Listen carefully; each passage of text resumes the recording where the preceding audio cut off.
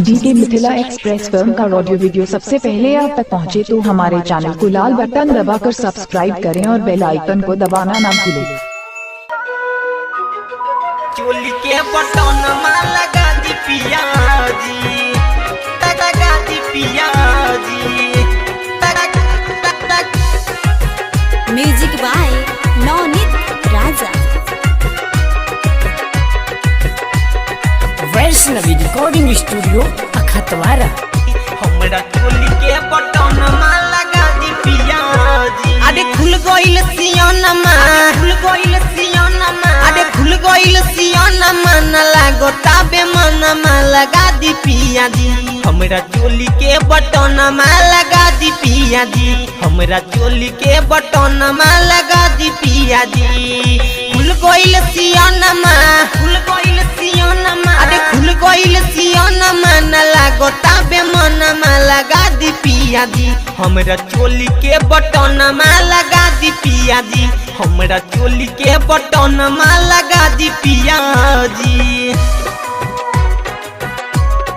चोली के बटन लगा दी पिया जी, लगा दी पिया जी। हमरा चोली के बटन लगा दी पिया जी। ये राजा जी सुनी हो, आडे है छोट रहे साइज हमरा हो गइल सकेत जी। एकरा बिना तोता लागे पिंजरा के बाहर जी। अरे जी सुनी ना हो, छोट रहे साइज हमरा हो गइल सकेत जी। एकरा बिना तोता लागे पिंजरा के बाहर जी। हो बेइनत जोनमा, हो बेइनत जोनमा, अरे हो बेइनत जोनमा न लागो ताबे मनमा लगा दी पिया जी। हमरा चोली के बटन लगा दी पिया जी, हमरा चोली के बटन लगा दी पिया जी। चोली के बटन लगा दी पिया जी। म्यूजिक बाय नवनीत राजा। हमरा चोली के बटन लगा दी पिया जी, लगा दी पिया जी।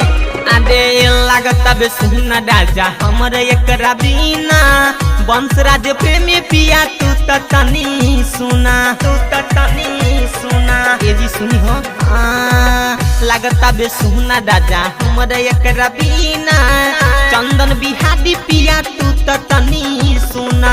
राइटर शिव सुंदर, अरे राइटर शिव सुंदर दर्जी हबे बनरा लगा दी पिया जी। हमरा चोली के बटन लगा दी पिया जी, हमरा चोली के बटन लगा दी पिया जी। अरे लगा दी ना हो। Vaishnavi recording studio अखतवारा।